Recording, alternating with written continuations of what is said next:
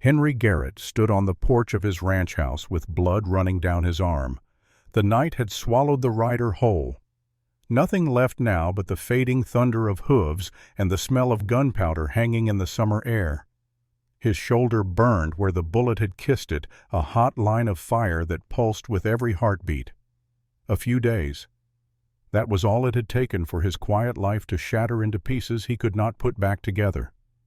3 days since he found her lying in the tall grass rope wrapped around her ankle skin, torn away in strips. 3 days since he made a choice that would drag him back into a war he thought he had left behind forever. Inside the cabin, the girl he had saved was trembling. Her hands shook, her breath came in shallow pulls, but she was standing. After everything that had happened to her, she was still standing. Clara Whitmore stepped onto the porch wrapped in the blanket he had given her. The lamplight caught the bruises on her face, the raw wounds on her wrists, the haunted look in her eyes that he recognized all too well. She had seen things no young woman should ever see. She had survived things that would have broken most people. And now she stood beside him in the darkness, watching the same horizon he watched, waiting for the same danger he knew would come. "He will come back," she said. Her voice was steady, steadier than he expected. There was iron in this girl hidden beneath the wounds and the fear, iron that had kept her alive when the rope was burning through her skin. "I know," Henry replied. His voice was low, the kind of voice that did not waste words on things that did not need saying. "And next time he will not come alone." Henry looked at her then, really looked at her. She was young enough to be his daughter, 22 years old according to what she had told him, barely more than a child in some ways. But there was something ancient in her eyes now, something that pain had carved there. "I know that too."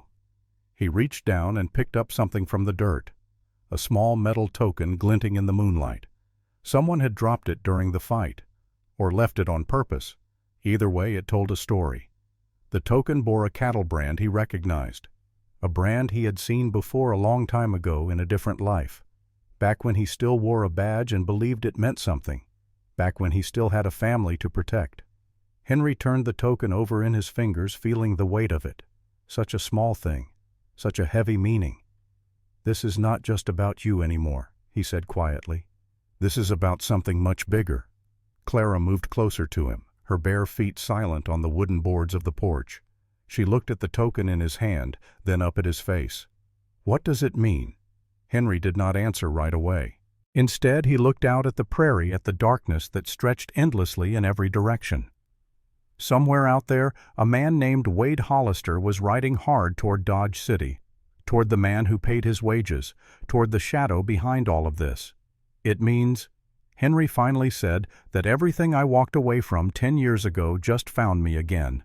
The wind picked up, carrying the smell of grass and dust and something else, something that might have been smoke from a distant fire, or might have been memory. "To understand how we got here," he continued, "we need to go back 3 days, to the beginning. The Kansas prairie in summer was a special kind of hell. The sun poured down like liquid fire, turning the air into something you could almost chew. The grass stood waist-high in places, yellow and dry and sharp enough to cut if you moved through it wrong. The kind of heat that made sensible people find shade and stay there until the world cooled down enough to breathe." Henry Garrett was not particularly sensible. Never had been, if he was honest with himself.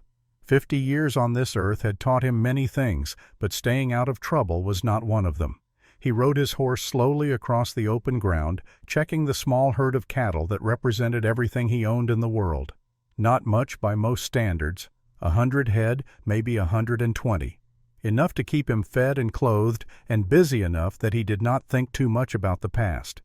That was the important thing, staying busy, keeping his hands working and his mind occupied so the memories could not find their way in. He had lived alone out here for 7 years now, ever since he hung up his badge and walked away from Dodge City and everything it represented. People said he had become a hermit because he was sick of the world. They were not entirely wrong, but they were not entirely right either. His hands were calloused from ranch work. His face was weathered from sun and wind, lined with the marks of years and decisions and regrets. People said he kept his expression blank because life had already taken enough from him. They were more right about that than they knew. Henry pulled his horse to a stop on a small rise and looked out over the land. His land. 7 years of work and sweat and solitude all spread out before him in waves of yellow grass and blue sky. It was peaceful here, quiet in a way that Dodge City had never been. No gunfights in the streets, no corrupt officials making deals in back rooms, no midnight visits from men who wanted him to look the other way. Just the wind and the cattle and the endless horizon. Some days that was enough. Other days he felt the weight of everything he had lost pressing down on his chest like a stone. The empty chair at his table. The silence where laughter used to live. The small grave markers on the hill behind the house that he visited every Sunday morning, rain or shine. Today was one of the heavy days. He could feel it in his bones in the way the sunlight seemed too bright and the silence seemed too loud. He was about to turn his horse toward home when he heard it. Not a scream. Screaming had stopped long ago probably. What he heard was something else. A wrongness in the air. A stillness that should not have been there in the middle of an empty prairie. The birds had gone quiet. Henry had been a lawman long enough to know what that meant. Something bad had happened nearby, or was about to happen. Either way, the birds always knew first.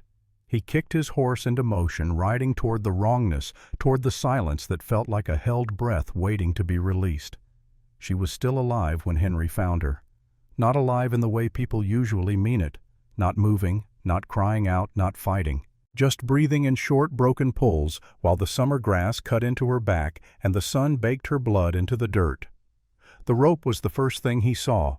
It was wrapped around her ankle, coarse and thick, the kind used for heavy work. The kind that would hold a steer or drag a plow. The kind that had no business being tied to a human being. But someone had tied it. Someone had looped it around her ankle and pulled. Pulled hard enough to strip the skin clean off her calf. Pulled hard enough to drag her God knows how far across the rough ground.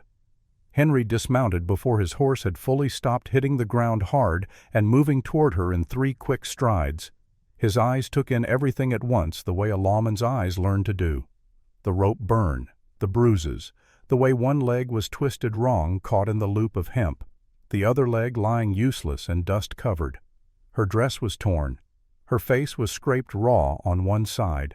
Her fingers were bloody nails broken from clawing at the grass, at the dirt, at anything she could reach while being dragged. And her eyes were open. That was the part that hit him hardest. Her eyes were open, staring up at the sky, not quite seeing. The look of someone who had gone somewhere inside themselves to escape what was happening to their body. He had seen that look before. In the war. In the cells of men waiting to hang. In the faces of people who had been broken by things no one should have to endure. She was young, early 20s maybe, dark hair matted with dirt and blood, a face that might have been pretty once before the bruises and the fear got to it. She looked like someone's daughter, someone's sister, someone who should have been safe somewhere, not lying half dead in the middle of nowhere. Henry knelt beside her, his shadow falling across her face. For a moment nothing happened. Then her eyes focused, came back from wherever they had gone, found his face and locked on with a terror that made his chest tight. She flinched, hard. Her whole body tried to curl away from him, some animal instinct taking over what her conscious mind could not control. "No," she whispered, or tried to whisper.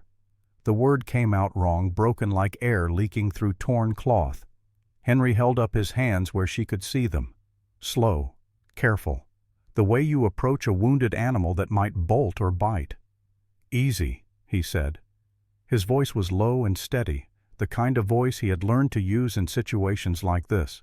Calm in the face of panic, solid in the middle of chaos. "I got you." She did not believe him. He could see it in her eyes. She had heard those words before, probably. From someone who did not mean them, someone who had used them as a lie.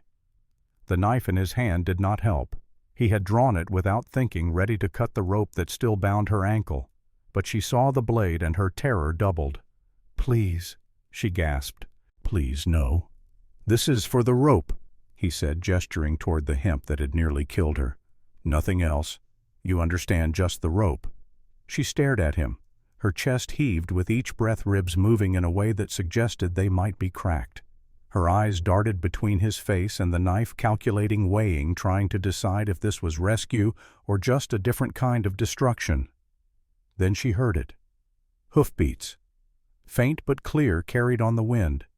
Coming from the direction the rope trail led. Coming closer. Someone was following her. Whoever had done this to her was not finished yet. Henry's head snapped up. He scanned the horizon, looking for movement, looking for the rider he knew was there. Nothing visible yet, but sound carried far on the prairie. They had minutes, maybe less. He turned back to the girl. Her eyes had changed. The terror was still there, but something else had joined it. Desperation. The wild, raw need of a trapped animal that sees the hunter coming and knows there is no way out. Her fingers dug into the dirt. Her throat worked, fighting to produce sounds that her body did not want to make. And then she spoke. 2 words that would change everything. "Do it," she whispered. Henry's knife pressed against the rope. The hoofbeats grew louder. "Hurry up!" Henry did not hurry. That was the strange part. Even with danger moving toward them, even with the clock ticking down to 0, his hands stayed precise, controlled.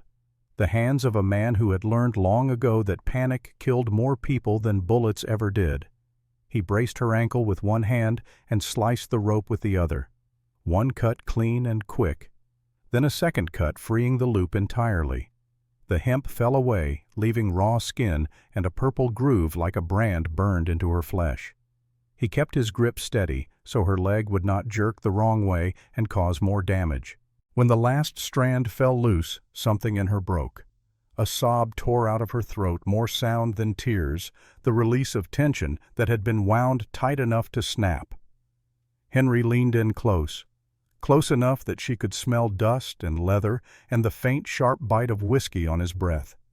Close enough that she could see the gray at his temples and the lines around his eyes and the way his jaw was set like stone. "You are safe for this minute," he said. "That is all I promise. 1 minute at a time. You understand?" She nodded, or tried to.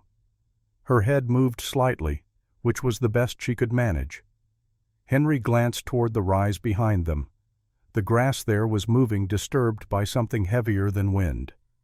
The rider was close now, very close. He made a decision without saying it out loud. His arms slid beneath her, one under her knees and one behind her back. He lifted her like she weighed nothing at all, which was nearly true. She was light, too light. The kind of thin that came from not eating enough, from running too long on fear instead of food. He carried her low through the grass, keeping his body between her and the approaching sound. Moving fast, but not running. Running would attract attention, would mark them as prey. His horse waited where he had left it, reins, loose ears flicking at the distant noise. A good horse, trained to stay put no matter what chaos erupted around it, worth every penny he had paid, and then some. Henry lifted the girl into the saddle with a gentleness that contradicted everything about the moment. Careful of her injured leg, careful of her ribs, careful of the 1,000 small wounds that covered her body like a map of suffering. Then he mounted behind her and turned the horse off the trail, angling toward land that folded and dipped enough to hide their passage. He knew this territory. Every hollow, every creek bed, every stand of trees that might provide cover. 7 years of riding it had burned the landscape into his memory. The hoofbeats behind them grew louder for a moment, then stopped. Someone was looking, searching, trying to figure out where their prey had gone. Henry did not stop. He kept the horse moving at a steady pace, using the terrain to mask their trail. His hand rested on the rifle in its scabbard, ready but not drawn. Drawing now would slow them down, and speed mattered more than firepower in this moment. Minutes passed, long tense minutes where every sound seemed magnified and every shadow seemed like a threat. Then the distant hoofbeats started again, but this time they were moving away. Whoever was following had lost the trail, at least for now. Only when the sound faded completely did Henry allow himself to breathe. Clara did not realize she was shaking until the danger passed. It hit her all at once, a wave of tremors that started in her hands and spread through her entire body. Delayed reaction. The terror that had been locked away during the crisis finally breaking free now that the immediate threat was gone. She sagged against Henry's chest, having no strength left to hold herself upright. Her vision swam. The world spun in lazy circles, threatening to go dark at the edges. "Stay with me," Henry said. His voice was a low rumble that vibrated through his chest into her back. Steady, solid, an anchor in the spinning chaos. She tried to speak, tried to thank him, tried to warn him about what was coming. But the words would not form. Her throat was too raw, too damaged by screaming that had accomplished nothing except exhausting what little strength she had. The horse moved beneath them, a gentle rocking that might have been soothing under different circumstances. Now it just made her nauseous, each motion sending fresh waves of pain through her injured hip and leg. She did not know how long they rode. Time had become meaningless, measured only in heartbeats and breaths and the slowly changing angle of the sun. It could have been an hour. It could have been 3. The prairie all looked the same, endless grass and endless sky and endless nothing. But Henry seemed to know exactly where they were going. He navigated by landmarks she could not see, following trails that did not exist except in his memory. Occasionally, he would change direction without warning, cutting across open ground or dropping into a creek bed to lose any followers. He moved like a man who had done this before, many times before. Finally, Clara found her voice. "Do not take me back." The words came out as a whisper, barely audible above the sound of hooves on hard ground. "Back where?" Henry asked. "Dodge City." The name fell between them like a stone dropped into deep water, heavy, final, full of meanings that neither of them needed to explain. Henry's jaw tightened. She felt it more than saw it, the way his body tensed behind her at the mention of that place. "I was not planning to," he said. But there was something in his voice. A weight, a history. Like Dodge City meant something to him too. Something he had been trying to forget. They rode in silence after that, the only sounds the steady rhythm of the horse and the whisper of wind through grass. The sun began to sink toward the horizon, painting the sky in shades of orange and red and purple. Beautiful, Clara thought distantly, then wondered why she was capable of noticing beauty at a time like this. Maybe it was because she had almost died. Maybe almost dying made you notice things you would have ignored before. The color of the sky, the smell of the grass, the warmth of another human being keeping you from falling. She would think about that later, when she was safe, when the shaking stopped, when she could close her eyes without seeing the rope, feeling the pull, hearing the laughter. For now she just held on, and tried to believe that this stranger who had saved her was different from all the others. The ranch appeared just as the sun touched the horizon. It was not much to look at. A small house weathered by wind and time, its boards gray and warped from years of prairie weather. A corral that leaned slightly to the east, held together more by habit than by engineering. A single cottonwood tree that had seen better years, its branches reaching toward the sky like the fingers of an old man grasping for something just out of reach. The kind of place most people would ride past without noticing. Anonymous, forgettable. Just another speck of struggling humanity on the endless expanse of the frontier. But there were other things, too. Things that told a different story. A window frame with dried flowers that had wilted long ago but had never been removed. A small swing hanging from the cottonwood, its ropes frayed and weathered, sized for a child who no longer lived here. A second chair on the porch that sat empty, positioned as if waiting for someone who would never return. Clara noticed these things even through the haze of pain and exhaustion. They painted a picture she did not need explained. Loss lived here. Absence had made itself at home. Henry dismounted first, then lifted her down slowly, carefully, treating her injured body with a tenderness that seemed at odds with everything else about him. The hard face, the calloused hands, the way he moved like violence might be required at any moment. He set her on a bench by the door and disappeared inside the house. Clara sat there, barely able to hold herself upright, watching the last light fade from the sky and wondering if she had escaped one danger only to find another. When Henry returned, he carried water and clean cloth. He knelt before her without asking permission and began to clean the rope burn on her ankle. She flinched at the first touch. "I know it hurts," he said without looking up. "Better to clean it now than let it fester." He worked in silence after that, his movements efficient and practiced. The hands that had killed men, that had fought and bled and survived, now moved across her wounds with surprising gentleness. He cleaned the abrasion, checked the swelling, listened to her breathing for a moment, his head tilted like a doctor assessing a patient. Finally he nodded. "Ribs might be cracked, but they are not broken through. Hip is badly bruised, maybe something torn inside, but you can still move the leg. You will heal." It was not a question. It was a statement of fact delivered with the certainty of someone who had seen enough injuries to know the difference between serious and fatal. "The cuts on your hands need bandaging. I have some supplies inside, not much but enough." Clara watched his face as he spoke, looking for something. Deception, maybe. The hidden cruelty that she had learned to expect from men who showed kindness at first. She found nothing, just weariness, and something else underneath it, something that might have been grief. "You are safe here," Henry said. She almost laughed. Almost. The sound died in her throat before it could escape. "People have said that before," she whispered. "I know they have." He stood and offered his hand to help her up. She took it after a moment of hesitation, letting him guide her inside the small house. The interior smelled like coffee and dust and old wood, the scent of a place where someone lived alone but had not always been alone, where the echoes of other voices still lingered in the corners. Henry set her on the bed in the spare room and stepped back, giving her space like it was something she owned, something she had a right to. That small gesture meant more than he could know. Clara sat there looking around the room while he fetched bandages and more water. The bed was simple but clean. The walls were bare except for a single window that let in the last purple light of dusk, and in the corner, almost hidden in shadow, sat a pair of small shoes. Child's shoes, sized for a boy of maybe 8 or 9. They were dusty but carefully placed, as if someone had set them there years ago and could not bring themselves to move them.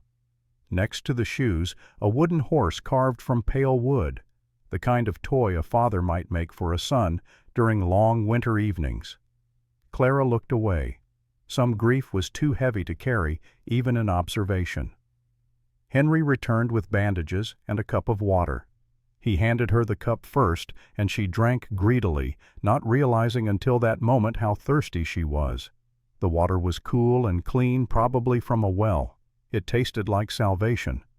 While she drank, Henry bandaged her hands. Careful wrapping that protected the wounds without restricting movement. More skill than she expected from a rancher. "You know what you are doing," she said quietly. "I have had practice." He did not elaborate, did not explain when or why or how. The words hung in the air between them, heavy with unspoken history. When the bandaging was done, he set a cup of coffee on the table beside the bed. "Drink this. Try to eat something later if you can. Sleep if possible." He moved toward the door, then stopped. His back was to her, his silhouette framed by the lamplight from the other room. "I need to know why," he said without turning around. "Why they did this to you.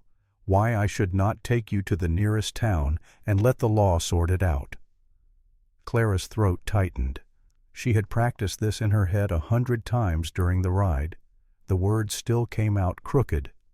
"Because the law did this to me." Henry turned then. His face was unreadable, but something shifted in his eyes. A hardening, a recognition. "Tell me," he said. And she did. She told him about Dodge City, about the Long Branch Saloon and the job serving drinks that paid enough to survive but not enough to escape. About the men who came there every night drunk and boasting, spilling secrets they thought no one worth listening to would hear. She told him about the conversation she had overheard. Horses that were supposed to have been seized by the law but had ended up in private stables instead. Money that passed through hands it should never have touched. names spoken in whispers by men who thought a saloon girl was too stupid or too invisible to remember. She told him about the cattle brand she kept seeing, the same mark on saddles and tack and paperwork that should not have existed, a brand that connected dots she was never supposed to notice, and she told him about Wade Hollister. The name landed in the room like a stone. "Deputy Hollister," she said. "He comes to the Long Branch every week, drinks whiskey at the same table, talks to the same men. I heard his name too many times, always connected to the things that did not add up." Henry's face had gone still, very still, the kind of stillness that came before storms. "What did he do?" he asked, though his voice suggested he already knew. "He said I was being arrested, said it calm like he was doing me a favor, like I should be grateful that he was handling this himself instead of making it official."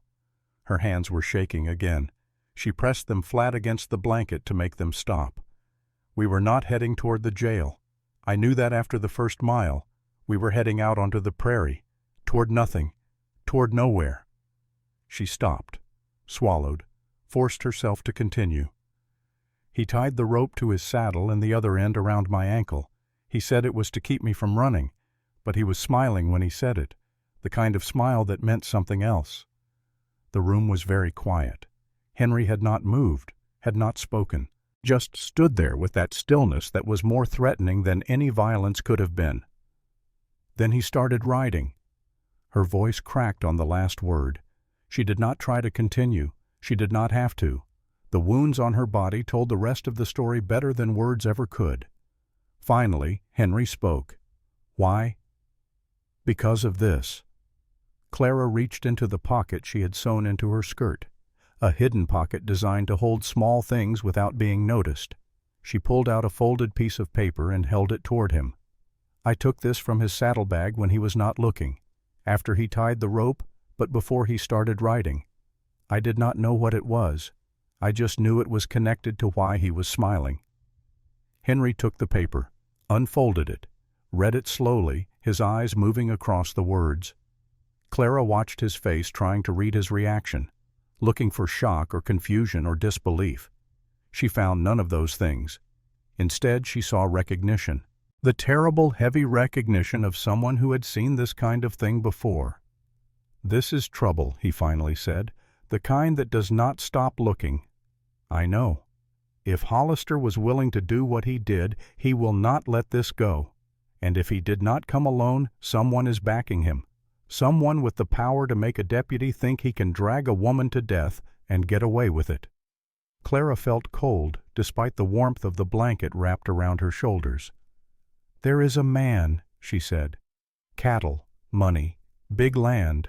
I do not know his name, but I saw the way Hollister listened to him, like a dog waiting for commands." Henry looked at the paper again, then at her, then at the window where full darkness had finally fallen. "Then this is not just about you anymore," he said quietly. "This is about whether the truth gets to breathe." He handed the paper back to her. "Keep it hidden. Do not show it to anyone else unless I tell you to." "What are you going to do?" Henry moved to the door, checked the latch, checked the window, moved through the small house with the efficiency of someone who had done this 1,000 times before. "Tonight I am going to make sure no one finds us. Tomorrow we figure out who is behind this and how to stop them." He paused at the bedroom door. "Get some rest. You are going to need your strength for what comes next." Then he was gone, leaving Clara alone with her wounds and her fears and the folded paper that contained secrets worth killing for.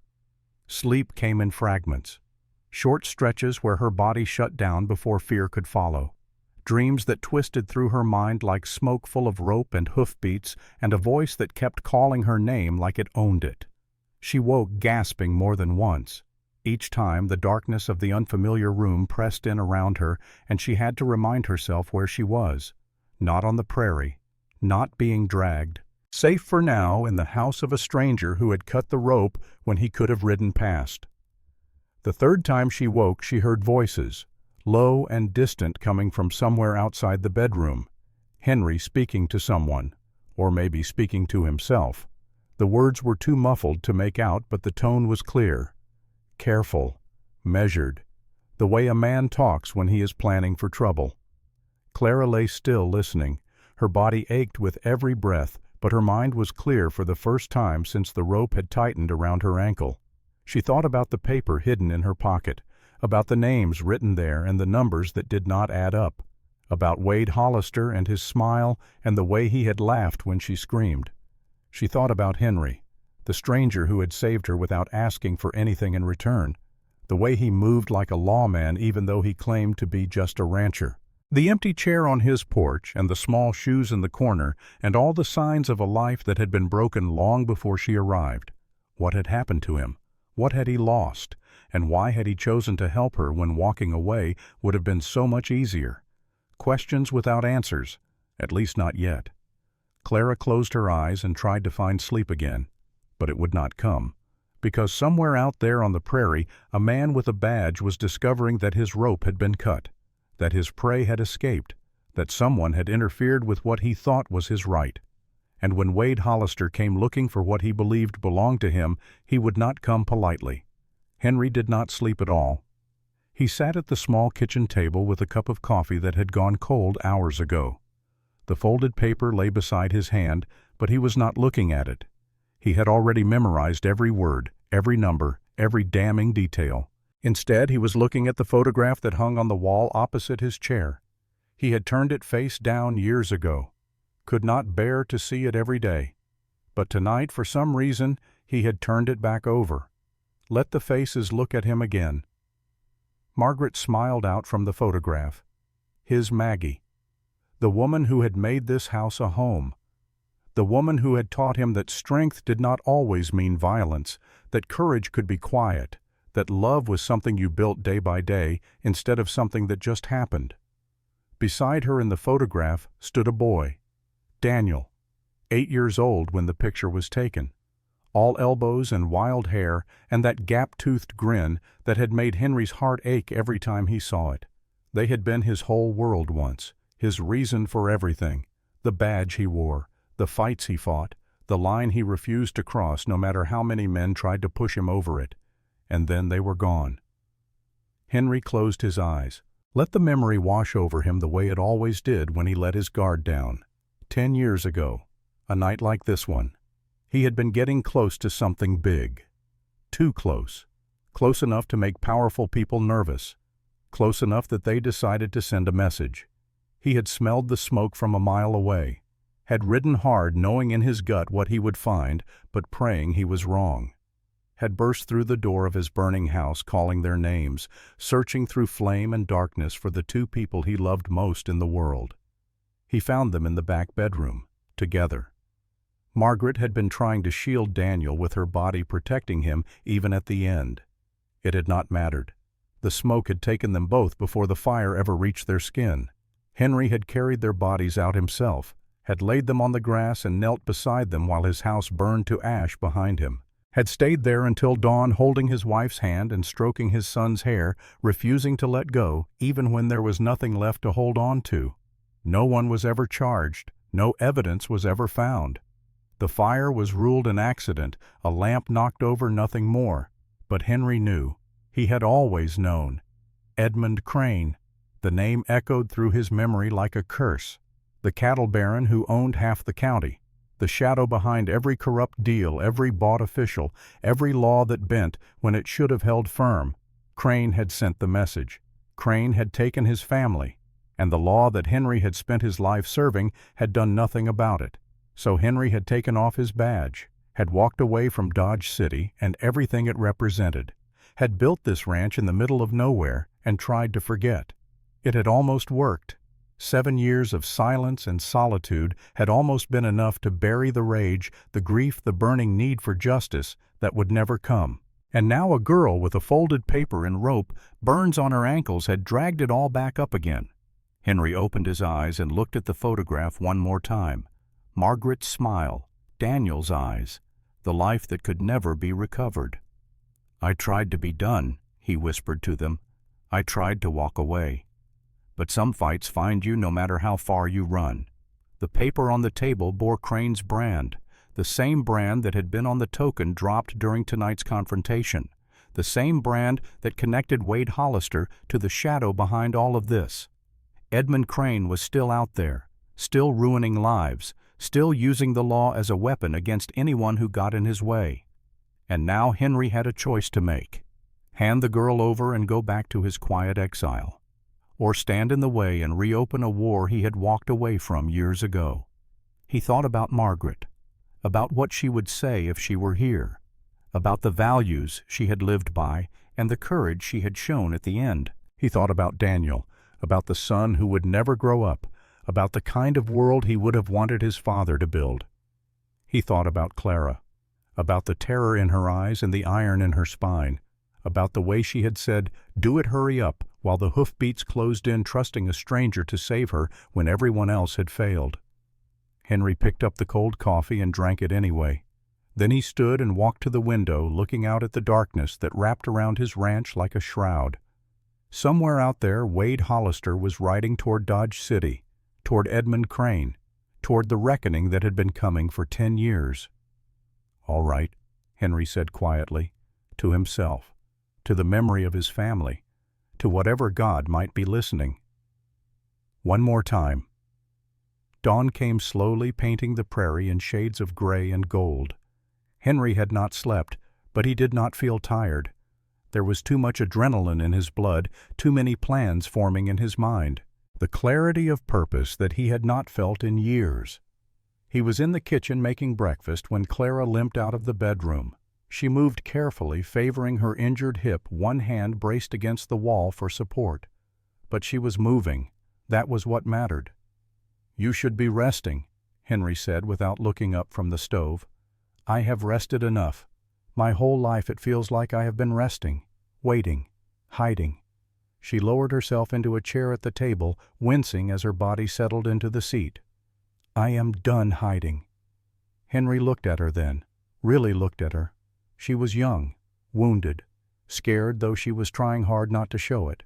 But there was something else in her eyes now, something that had not been there yesterday. Determination, the kind that came from hitting bottom and deciding to climb back up. "Good," he said, "because we have a lot of work to do." He set a plate of food in front of her. Simple fare, eggs and bread, but she ate like she had not seen a meal in days, which he realized she probably had not. While she ate, he told her the plan. They would go to Fort Dodge, find Marshal Brennan, a man Henry knew from his years wearing a badge, a man who could be trusted, or at least could be trusted more than anyone in Dodge City. They would show him the paper, tell him what Clara had witnessed, build a case that even Edmund Crane could not make disappear. It would be dangerous. Crane had eyes everywhere. Hollister would be looking for them. And there were probably others, men whose names they did not even know yet, who would do anything to keep the truth from coming out. But it was the only way. Clara listened without interrupting. When he finished, she nodded slowly. "When do we leave?" "Now, before Hollister has time to organize a real search, before Crane figures out where you are." She stood, swaying slightly, then steadied herself with a hand on the table. "I am ready." Henry looked at her for a long moment, at the bruises and the bandages and the quiet courage that burned beneath all of it. "You remind me of someone," he said quietly. "Who?" He did not answer, just grabbed his hat and headed for the door. But Clara saw his eyes flick toward the photograph on the wall, toward the smiling woman and the gap-toothed boy who would never grow old. She understood then. Something about her had touched a wound in him that had never healed. Something about saving her had woken a part of him that had been sleeping for a very long time. She did not know yet what that meant, for him or for her. But she knew with a certainty that surprised her that their fates were now tied together. Whatever happened next, they would face it together, for better or worse, until the end. They rode out as the sun cleared the horizon, two figures on horseback heading toward Fort Dodge and whatever destiny waited there. Behind them, the ranch sat empty and quiet, the cottonwood tree swaying gently in the morning breeze. And somewhere to the east, in the direction of Dodge City, a man named Wade Hollister was waking up angry, discovering that his prey had escaped, realizing that someone had interfered with what he thought was his right. He would come looking, soon. and when he did, he would not come alone. The road to Fort Dodge stretched before them like a ribbon of dust and uncertainty. Henry kept them off the main trail, cutting across country through land that folded and dipped in ways that hid their passage from anyone who might be watching. He knew this territory better than he knew the lines on his own hands. 7 years of riding it had burned every hollow, every creek bed, every stand of trees into his memory. Clara rode behind him on her own horse now. He had saddled one of his spare mounts for her, a gentle mare that would not spook at shadows or sudden movements. She was still weak, still hurting, but she sat the saddle with a determination that impressed him. This girl had steel in her spine, more than she probably knew. The sun climbed higher as they rode, burning off the morning mist and replacing it with the dry heat of a Kansas summer. Sweat gathered on Henry's brow, trickled down his back, soaked into his shirt. But he did not slow down. Could not slow down. Every minute they delayed was a minute Wade Hollister had to organize a real search. Clara watched Henry from behind, studying the way he moved, the way he scanned the horizon, the way his hand never strayed far from the rifle in its scabbard. He rode like a man who expected trouble, like a man who had been riding toward trouble his whole life. "You have done this before," she said quietly. It was not a question. Henry did not turn around. "Done what?" "Run from people who wanted you dead, hidden in places no one else would think to look. Moved like a ghost across land that should have trapped you." He was quiet for a moment. The only sound was the steady rhythm of hooves on hard-packed earth. "I used to believe that standing still was enough," he finally said. "That if you did your job right, if you followed the rules, if you trusted the system, everything would work out in the end." What changed? Everything. The word fell between them like a stone. Heavy with meaning she did not yet understand. They rode in silence after that, the prairie unfolding around them in endless waves of yellow grass and blue sky. Clara found herself watching Henry's back, wondering about the man who had saved her, about the ghosts that seemed to follow him everywhere he went, the empty chair on his porch, the small shoes in the corner, the photograph he had turned face down and then turned back up again. What had happened to him? What had he lost? And why had he chosen to help her when walking away would have been so much easier? Questions that would have to wait. For now, survival came first. They stopped to rest near midday, finding shade beneath a cluster of cottonwoods that grew along a dry creek bed. Henry helped Clara down from her horse, his hands gentle on her injured hip as he guided her to a flat rock where she could sit. She was hurting. He could see it in the way she moved, the way she held her breath when certain muscles engaged. But she did not complain, had not complained once since they left the ranch. That steel again, quiet and strong. Henry handed her a canteen and watched as she drank. The bruises on her face had darkened overnight, purple and yellow and black spreading across her cheekbone and jaw. The rope burns on her ankle were red and angry, seeping slightly through the bandage he had applied. She would carry scars from this. Physical scars that would fade with time and other scars that might never heal at all. "Tell me more about what you heard," he said. Clara lowered the canteen and wiped her mouth with the back of her hand. "What do you want to know?" "Everything. Every name, every number, every conversation you overheard, no matter how small it seemed at the time." She closed her eyes, gathering her thoughts. When she spoke, her voice was steady, methodical, the voice of someone who had been preparing for this moment for a long time. "It started about 6 months ago. I noticed that certain men always came to the Long Branch on the same nights, always sat at the same table, always talked in voices low enough that you had to strain to hear." "What men?" "Deputies, mostly. Wade Hollister was the one I saw most often, but there were others. Men I did not recognize. Men who dressed like ranchers but had hands too soft for ranch work." She opened her eyes and looked at him. They talked about horses, about cattle that needed to be moved, about shipments that had to arrive at certain times through certain routes without anyone asking questions. Henry's jaw tightened. This was bigger than one corrupt deputy. This was an operation, organized, systematic, the kind of thing that required money and power and connections in places most people never saw. Did they mention any names? Anyone in charge? Clara hesitated. This was the part she had been dreading, the part that made everything real. There was one name, she said slowly. I heard it more than any other. The way they said it, it was like they were talking about God himself, like this man could make anything happen or make anyone disappear. Who? She met his eyes. Edmund Crane. The name fell into the air between them like a curse.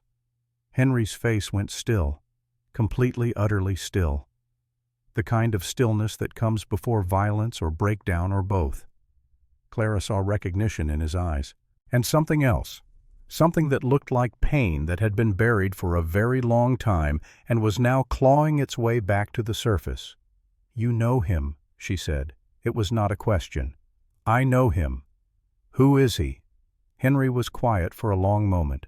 The wind rustled through the cottonwoods, carrying the smell of dust and dry grass. Somewhere in the distance a hawk cried out, hunting for prey. Edmund Crane owns half the cattle in this county, he finally said. Maybe more. He has judges in his pocket, politicians in his debt, lawmen on his payroll. He paused, his hands curling into fists at his sides. He is the reason I stopped being a sheriff. Clara waited. She could feel the weight of what was coming.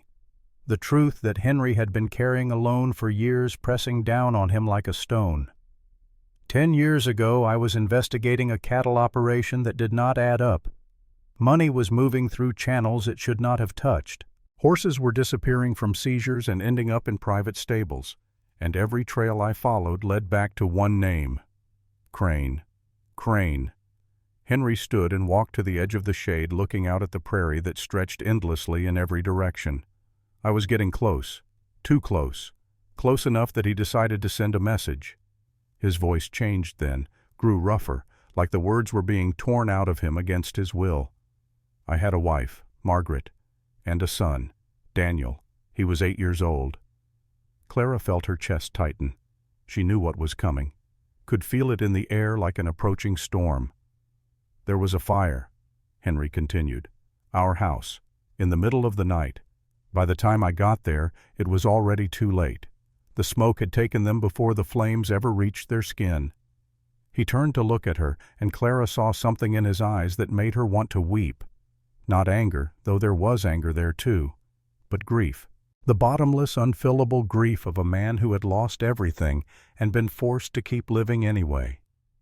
No one was ever charged. The fire was ruled an accident, but I knew, I have always known. Crane. Crane.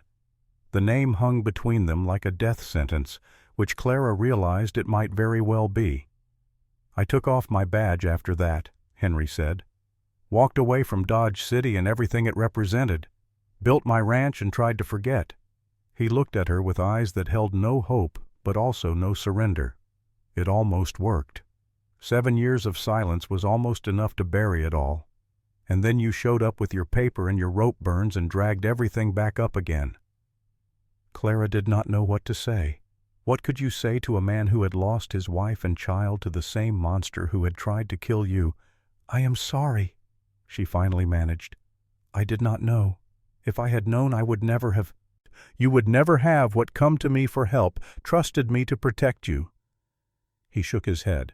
Do not apologize for surviving. Do not apologize for fighting back. That is exactly what they want. For people like you to be so beaten down that you stop trying. He walked back to where she sat and knelt before her, bringing his eyes level with hers. You did not bring this to me. It was already here. It has been here for 10 years waiting. You just gave me a reason to stop running from it. Clara felt something shift in her chest, a loosening of the fear that had been coiled there since the rope first tightened around her ankle. This man understood. He had walked through the same fire she was walking through now, and he had come out the other side, scarred, changed, but still standing. What do we do now? She asked. Henry stood. We go to Fort Dodge, we find Marshal Brennan, and we start building a case that even Edmund Crane cannot make disappear. He offered his hand to help her up. Together. She took it. They reached the ranch just as the sun began to set, painting the sky in shades of orange and red that looked like the prairie itself was on fire. Henry had decided to return for one more night before making the longer journey to Fort Dodge. Clara needed rest. Real rest, not the fitful sleep of someone being hunted. And there were things he needed to gather: weapons, supplies, papers that he had kept hidden for 10 years, waiting for the day when they might finally matter. The ranch looked the same as when they had left it: quiet, empty, the cottonwood tree swaying gently in the evening breeze. But something felt wrong. Henry pulled his horse to a stop at the edge of the property, his eyes scanning the shadows for movement. The hairs on the back of his neck were standing up, a warning he had learned never to ignore. "What is it?" Clara whispered. "I do not know. Stay behind me." They approached the house slowly, Henry's hand on his rifle now ready to draw at the first sign of trouble. The porch was empty. The windows were dark. Everything looked exactly as it should, but the feeling would not go away. They dismounted and tied the horses to the hitching post. Henry motioned for Clara to wait by the door while he checked the perimeter. She nodded, pressing herself against the wall, trying to make herself small. He was gone for what felt like hours, but was probably only minutes. When he returned, his face was grim. "Someone has been here," he said quietly. "Fresh hoof prints near the back fence. At least 2 riders, maybe 3. Hollister. Probably. He was checking to see if we came back, or leaving a message." They went inside carefully. Henry first with his rifle raised, Clara following close behind. The house was dark but unchanged. Nothing disturbed, nothing taken. But on the kitchen table in the exact center sat a small metal token. Henry picked it up and held it to the lamplight. The same cattle brand as before, the same mark that connected everything to Edmund Crane. "He knows you helped me," Clara said. "He knows where you live." "He has always known where I live. Crane knows everything that happens in this county. He just never cared before. I was no threat to him, just a broken man hiding from his own grief." He set the token down and looked at her. "That has changed now." Clara felt the fear rising again, the cold grip of terror that had become so familiar over the past few days. But beneath it, something else was growing, something hot and fierce and defiant. "Good," she said. Henry raised an eyebrow. "Good. Let him know. Let him know that we are not afraid. Let him know that his secrets are not safe anymore." For the first time since she had met him, Henry smiled. It was a small smile, barely a curl at the corner of his lips. But it was real. "You really do have steel in you, girl." "I have been running my whole life," Clara said. "From poverty. From men who thought they could take what they wanted. From a world that never gave me a chance." She lifted her chin. "I am done running." Night fell over the ranch like a blanket, dark and heavy and full of shadows. Henry sat at the kitchen table with his rifle across his lap, watching the windows and the door with the patient vigilance of a man who had done this 1,000 times before. Clara had insisted on staying awake with him, but exhaustion had claimed her an hour ago. She slept in the chair by the fireplace, her head tilted at an angle that would leave her neck sore in the morning. He let her sleep. She needed it more than she knew. The hours crept by slowly. Midnight came and went. The moon rose and painted the prairie in shades of silver and black. An owl hooted somewhere in the distance, hunting for mice in the tall grass. Henry's thoughts drifted, as they always did in quiet moments, to Margaret and Daniel, to the life he had lost, to the fire that had taken everything and left him with nothing but ashes and questions. He had spent years trying to bury those memories, trying to convince himself that the past was dead and buried and could not hurt him anymore. But the past was never dead. Not really. It just waited in the shadows, patient as a predator, until the right moment came to strike. And now that moment was here. He thought about Clara, about the courage she had shown in the face of unimaginable terror, about the way she had looked at him when he told her about his family with compassion instead of pity, understanding instead of judgment. She reminded him of Maggie in some ways, not in appearance. Maggie had been older, softer, with a laugh that could fill a room. but there was something similar in the way they both refused to break no matter how hard the world pushed. That was what he saw in Clara, the refusal to break. And that was what made him willing to stand between her and the forces that wanted her dead. Not obligation, not duty, but recognition. The recognition of a kindred spirit who had been forged in fire and come out stronger. He was still thinking about this when he heard the hoofbeats. Slow, steady. The pace of someone who was not in a hurry. Someone who believed they owned the ground they were riding on. Henry was on his feet, instantly moving to the side of the door where the shadows would hide him. His rifle came up ready but not aimed. No point giving away his position until he knew what he was dealing with. The hoofbeats stopped outside. Leather creaked as someone dismounted. Boots hit the dirt with a solid thump. Then came the knock. 3 slow raps against the wooden door. Confident, unhurried. The knock of a man who expected to be obeyed. "Evening," a voice called out. Calm, polite, like a neighbor stopping by for a visit. "Sheriff's business." Clara stirred in her chair, jerked awake by the sound.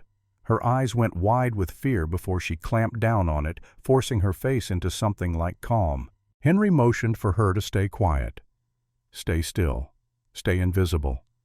Then he moved to the door. He did not open it all the way, just enough to see who stood on the porch. Wade Hollister smiled at him like they were old friends. The deputy was younger than Henry by about 15 years, 36 maybe, with a face that might have been handsome once before cruelty had settled into its lines.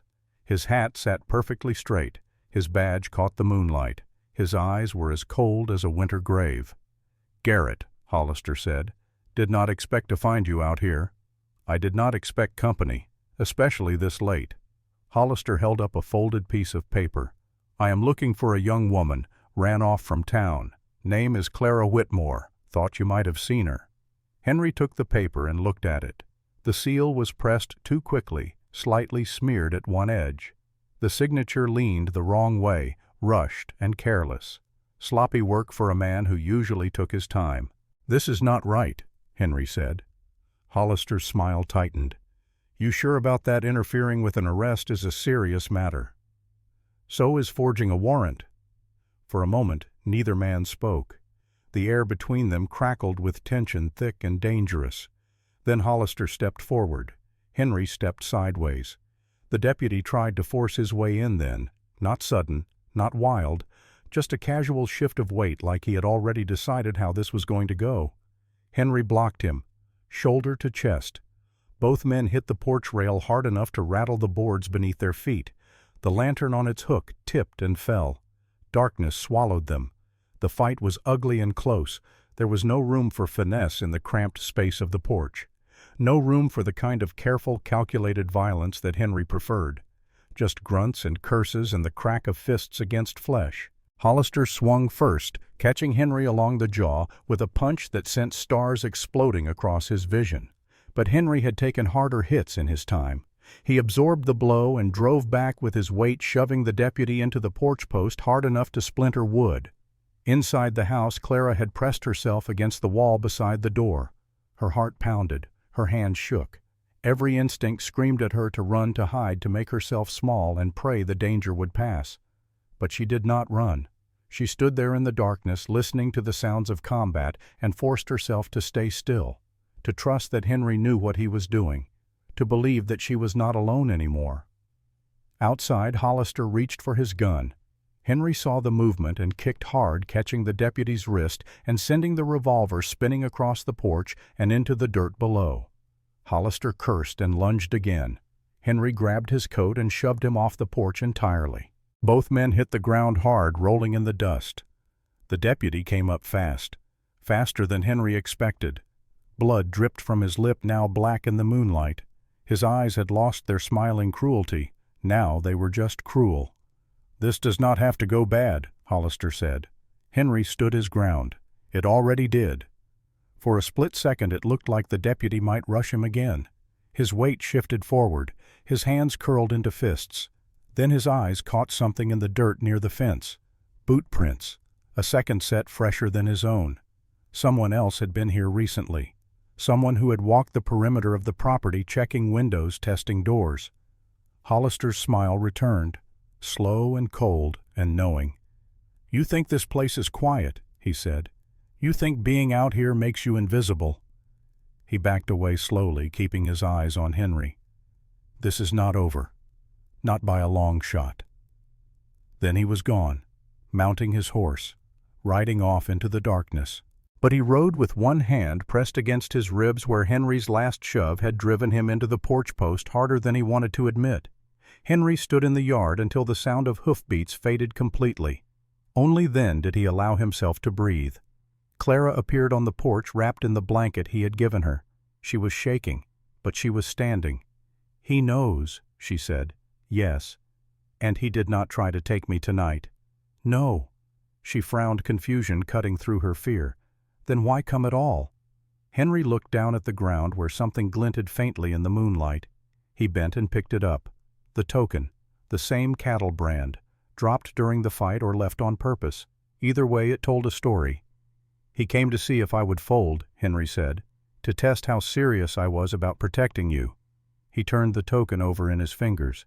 "And to make sure someone else knew where you were." Clara felt a chill crawl up her spine. "Someone else? There is always someone else." Henry turned back toward the house. "Pack light. Tomorrow we do not wait for him to decide what happens next." Because somewhere between Dodge City and this quiet ranch, Wade Hollister was already sending word to his master, already telling Edmund Crane that the old sheriff had stepped back into the fight. And Crane would not send a deputy next time. Crane would come himself. They left before dawn, not because Henry liked the darkness. He did not. He preferred to see things clearly, to know exactly what he was dealing with before he dealt with it. But he also knew that men like Wade Hollister did their best work when other people stayed still. And Henry was done staying still.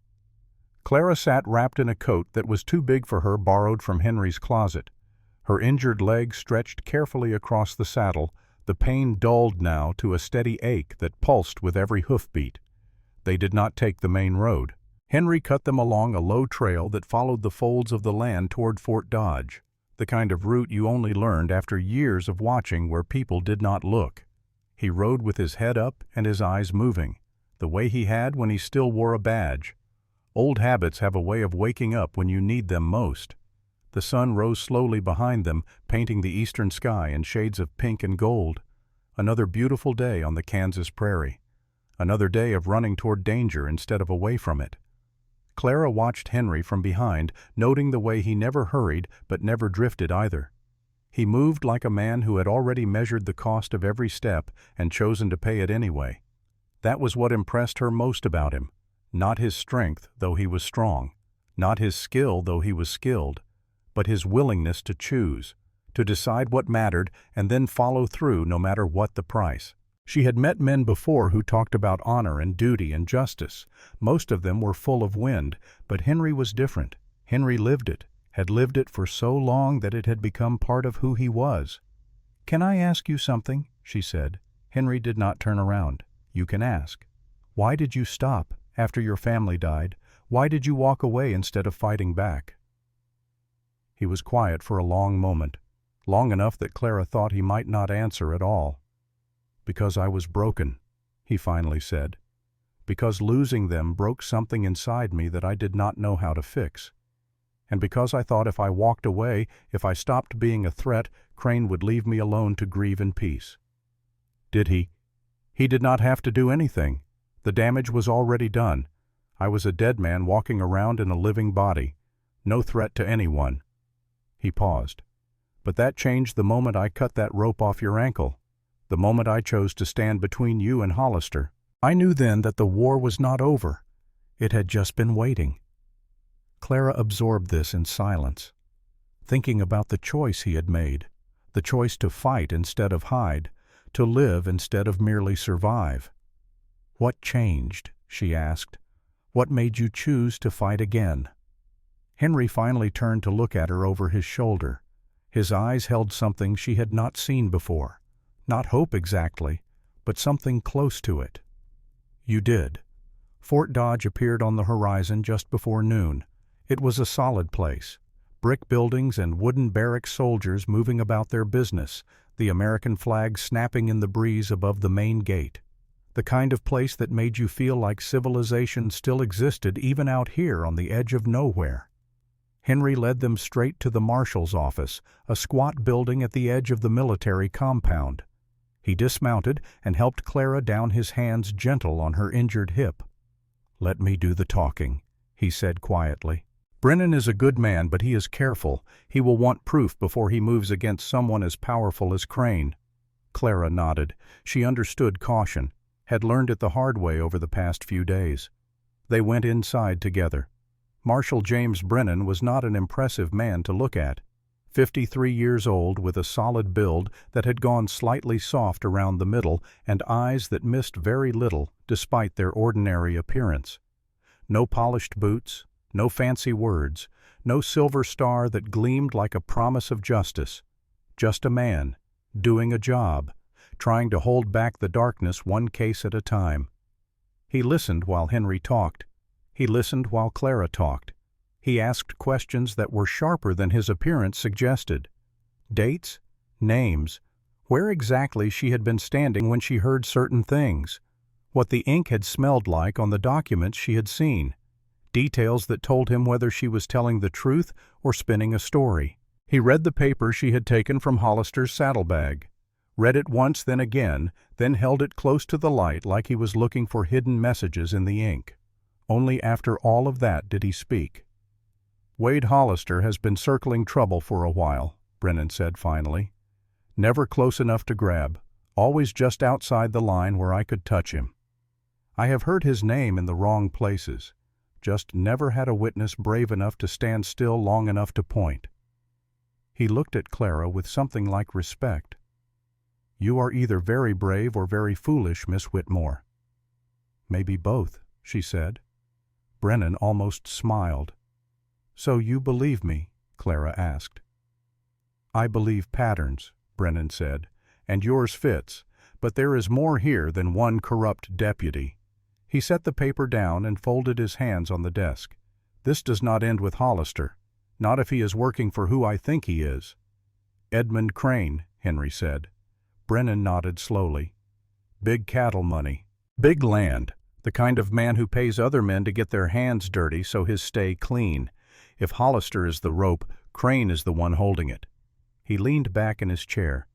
"We can catch the deputy. We can build a case against him, throw him in a cell, maybe even hang him if we can prove what he tried to do to Miss Whitmore here." He paused.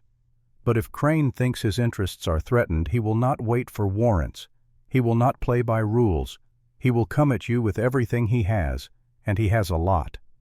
Clara felt the brief spark of hope she had felt begin to dim. This was bigger than she had realized, bigger than one man with a badge and a rope. This was a system, a machine, something that had been grinding people into dust for years. "What do we do?" she asked. Brennan and Henry exchanged a look, the kind of look that passed between men who had seen too much and survived too many things that should have killed them.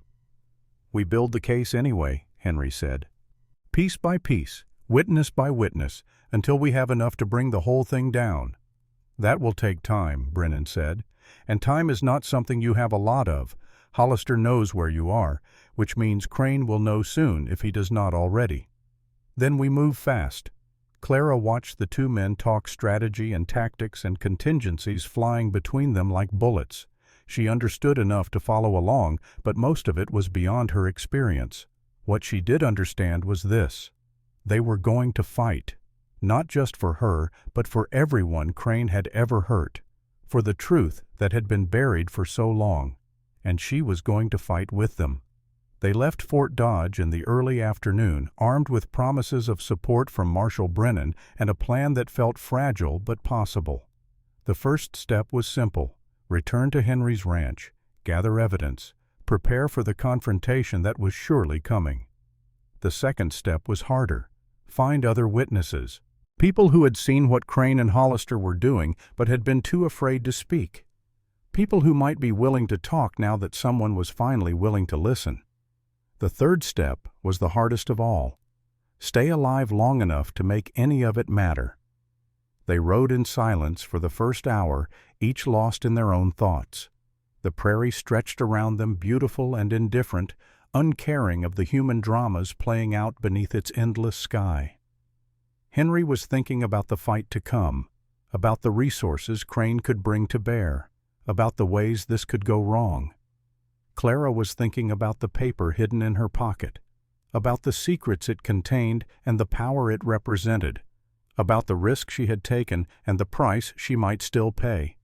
Neither of them was thinking about the men in the tall grass up ahead. That was why the ambush worked. The first shot came from nowhere. One moment they were riding through open ground, the sun warm on their backs and the wind gentle in their faces.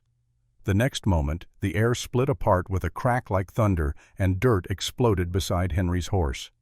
"Down!" Henry shouted. He was moving before the word finished leaving his mouth, grabbing Clara, pulling her from her saddle, throwing both of them toward the shallow dip of a creek bed that ran parallel to the trail. Another shot. Closer this time, close enough that Henry felt the wind of it against his cheek. They hit the ground hard, rolling through dry grass and sharp stones until the creek bed swallowed them. Henry came up with his rifle in his hands, eyes scanning the tall grass for movement. There. And there. 2 points where the grass moved wrong, disturbed by bodies instead of wind. At least 2 shooters, maybe more. Clara pressed herself against the bank of the creek bed, her heart pounding so hard she could feel it in her throat. This was different from the confrontation at the ranch. That had been one man testing probing. This was something else. This was a killing attempt. Another shot cracked through the air, kicking up dust near Clara's foot. She scrambled deeper into cover, her injured hip screaming in protest.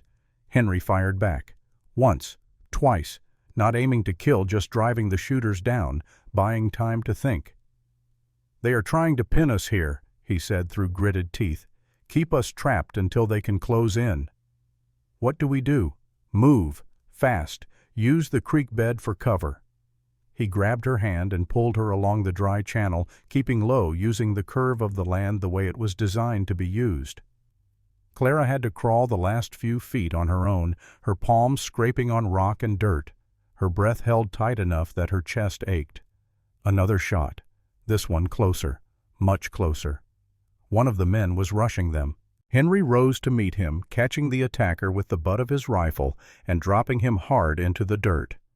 But not before a fist-sized rock caught Henry across the shoulder, sending a flash of pain through his arm. A second man fired from the tall grass. The shot clipped the brim of Henry's hat close enough to tear the fabric. Then a third shot caught him for real. It kissed the top of his shoulder, tore through his shirt, and left a hot line of blood running down his arm. He bit back a cry and kept moving, pulling Clara along, refusing to stop. They moved in short bursts. Stop. Listen. Move again. The pattern of survival that Henry had learned in a different life in different fights against different enemies. The shooting stopped. Silence fell over the creek bed, heavy and sudden. The attackers were pulling back. Not defeated, just regrouping. Calculating. "They were hired," Henry said, his voice tight with pain. "Professionals. They wanted to kill us, but they were not willing to die for it. Crane. Probably. Or Hollister acting on his orders." He pressed his hand against his wounded shoulder, feeling the warm blood seep between his fingers. Not fatal, not even serious, really, but a warning, a reminder of how close they had come. Clara looked at him with eyes that held no panic, only determination. "They knew where we were," she said. "They knew our route." "Yes." "Which means Crane has eyes everywhere." "Yes." She nodded slowly, processing, adapting, refusing to break. "Then we need better eyes than he does." They made it back to the ranch as the sun was setting. The journey had been slower, more careful, with Henry's wounded shoulder limiting his mobility and both of them jumping at every shadow. But they made it. Brennan was already there when they arrived. He had brought Doc Harrington with him, an old friend from Henry's lawman days. The doctor was 62 now, his hands still steady, despite the years, his eyes still sharp enough to read the story written in wounds. "Bullet grazed you clean," Harrington said as he cleaned the wound. "Couple inches lower and we would be having a different conversation," Lucky Henry said. Stubborn, the doctor corrected. You always were. You look like hell, Brennan said when he saw Henry's shoulder. Feel like it too. They went inside where Brennan's men had already started fortifying the windows and doors. Not much they could do with the limited time and resources, but enough to make a difference if the fight came here. Clara sat on the porch step while Henry had his wound cleaned and bandaged. She watched the sun sink below the horizon, painting the sky in shades of red and orange and purple. Beautiful, terrifying, both at once. "Why are you doing this?" she asked when Henry came out to join her. "You could have handed me over and stayed quiet. Gone back to your life." Henry sat down beside her, favoring his injured shoulder. "I tried quiet," he said. "It did not work." He looked out at the darkening prairie, at the land he had worked for 7 years, trying to build something from the ashes of his old life. 10 years ago, I lost everything. My wife, my son, my faith that justice meant anything at all. He paused. I walked away because I thought I had nothing left to fight for, because I thought being alone was safer than caring about anything ever again. He turned to look at her. But watching you rebuild yourself piece by piece, refusing to break even when everything was trying to break you, it reminded me of something I had forgotten. What? That you do not fix a broken system all at once. You fix it one decision at a time, by refusing to become what hurt you, by standing up even when standing hurts. Clara felt something loosen in her chest, a knot that had been there so long she had forgotten it existed. My wife used to say something like that, Henry continued, that courage is not the absence of fear, it is choosing to do the right thing even when you are afraid. She sounds like she was a remarkable woman. She was. He fell silent for a moment, lost in memory. You remind me of her, not in appearance, but in the way you refuse to let the world decide who you are, in the way you keep standing even when everything is pushing you down. Clara did not know what to say to that, so she said nothing, just sat there beside him in the gathering darkness, two wounded people watching the stars come out. Whatever happens next, she finally said, we face it together. Henry nodded. Together. The horses came just as the last light faded from the sky, slow hoofbeats, multiple riders, the kind of pace that said whoever was coming believed they owned the road they were traveling. Henry was on his feet instantly, rifle in hand. Brennan's men materialized from the shadows, weapons ready, forming a perimeter around the house. Clara pressed herself against the wall by the door, heart-pounding, hands steady. This was it, the confrontation they had been waiting for. But the rider who appeared at the edge of the property was not who any of them expected. He was young, late 20s maybe, well-dressed but not flashy, a face that looked familiar in ways Clara could not quite place. He rode alone, no weapons drawn, no threatening posture, just a man on a horse approaching slowly with his hands visible. "I am not here to fight," he called out. "My name is Victor Crane. I am here to help." Clara felt her blood turn to ice in her veins. Crane, the same name as the monster who had tried to have her killed. Henry's rifle came up, aimed at the rider's chest. "Crane's son coming to help," he said. "That is either the bravest thing I have ever heard or the stupidest." Victor Crane stopped his horse and dismounted slowly, carefully, the movements of a man who knew he was one wrong step away from dying. "I know what my father has done," he said, 10 years ago and now. "I know about the fire that killed your family, Sheriff Garrett. I know about the cattle operations and the bribes and the people who have disappeared when they got too close to the truth." He met Henry's eyes without flinching. "And I know I cannot change any of it by pretending it did not happen." "Then why are you here?" "Because 10 years ago I was 19 years old. I knew about the fire before it happened. I heard my father giving the orders. And I did nothing." His voice cracked slightly. "I have been living with that ever since, trying to convince myself that there was nothing I could have done, that I was just a boy, that it was not my fault." He shook his head. "But it was, some of it anyway, because I knew and I stayed silent, because I chose comfort over truth." He looked at Clara then, at the bruises on her face and the bandages on her hands. "When I heard what Hollister did to you, something broke inside me. The last piece of whatever let me pretend my father was not a monster." He reached into his coat, slowly, deliberately, giving everyone time to see what he was doing. He pulled out a sheaf of papers. "These are from my father's safe. Financial records, names, dates, everything you need to prove what he has been doing for the past decade." He held them out toward Henry. "I am not asking you to trust me. I am asking you to use this. Bring him down. End it." Henry did not lower his rifle, did not move to take the papers. "Why should I believe anything you say? For all I know, this is a trap, another game.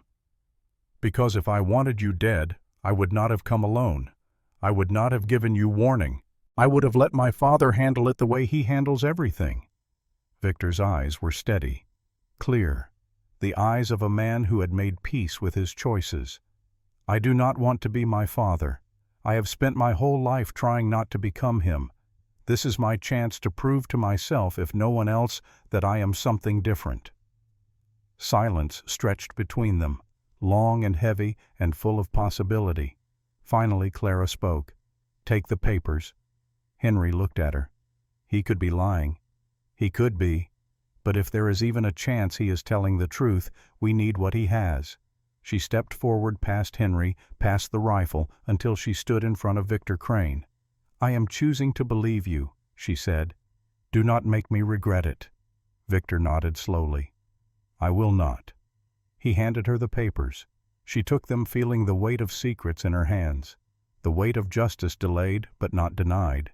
Behind her, Henry finally lowered his rifle. "If you are lying," he said quietly, "if this is some kind of game, I will find you. And what I do to you will make what your father did to my family look merciful." Victor met his gaze. "I would expect nothing less." Later, after Victor had left and the papers had been hidden and the plans had been made, Clara stood on the porch watching the stars. Tomorrow would bring the next phase, the confrontation that had been building for 10 years, the reckoning that Crane had been avoiding for so long. She did not know how it would end, did not know if they would win or lose or something in between, but she knew one thing for certain: she was not running anymore. Henry came out and stood beside her, his wounded shoulder bound in clean bandages, his eyes scanning the darkness the way they always did. "Scared?" he asked. "Terrified?" "Good. Fear keeps you sharp." She smiled slightly. "You know, a week ago I was serving drinks at the Long Branch, trying to stay invisible, trying to survive one day at a time. And now I am standing on a ranch in the middle of nowhere, preparing to go to war against the most powerful man in Kansas, with a former sheriff who lost everything and a stack of papers that could get us all killed." She laughed softly. "Funny how life works." Henry was quiet for a moment. Maggie used to say that courage is not about not being afraid. It is about being afraid and doing it anyway. She was right. She usually was. They stood there together in the darkness, two people bound by circumstance and choice, and the simple human need to believe that justice was still possible. Tomorrow would bring war, but tonight there was peace, and that was enough. The morning came too quickly. Clara woke to the sound of movement outside her window. Boots on hard-packed dirt, horses being saddled. The quiet murmur of men preparing for something they hoped would not happen, but knew probably would. She lay there for a moment, staring at the ceiling, feeling the weight of what was coming settle over her like a shroud. Today would change everything. One way or another, the running would end. Either they would win or they would die trying. She rose slowly, mindful of her injuries, and dressed in the clothes Henry had provided. Simple things, practical things, the kind of clothes you could fight in if you had to. When she stepped outside, she found Henry already up, standing by the corral with Marshal Brennan. They were talking in low voices, heads close together, mapping out contingencies for a battle they both knew was coming. Victor Crane's papers had changed everything. The documents he had provided were damning. Financial records showing money flowing through accounts that should not have existed.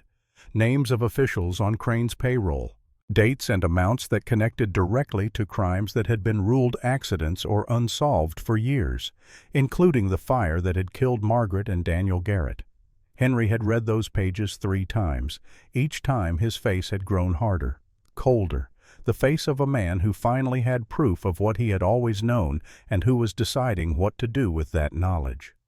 Clara watched him now, seeing the tension in his shoulders, the way his hand kept drifting toward the gun at his hip. He was preparing for war. They all were. But first, they had to survive the day. They were halfway to Dodge City when the carriage appeared. It came from the east, rolling along the main road with the casual confidence of someone who owned every inch of ground they traveled. A fine carriage, expensive, the kind that cost more than most people made in a lifetime. Henry pulled his horse to a stop, his hand immediately going to his rifle. Behind him, Brennan's men spread out, taking positions that would give them cover if things went bad. Clara felt her heart begin to pound. She knew somehow who was in that carriage, knew it the way you know a storm is coming before the first thunder sounds. The carriage stopped. The door opened. Edmund Crane stepped out. He was older than Clara had expected. 58 years old, according to Victor. But he looked older. Or maybe he just looked like what he was. A man who had spent his whole life taking things that did not belong to him and destroying anyone who tried to stop him.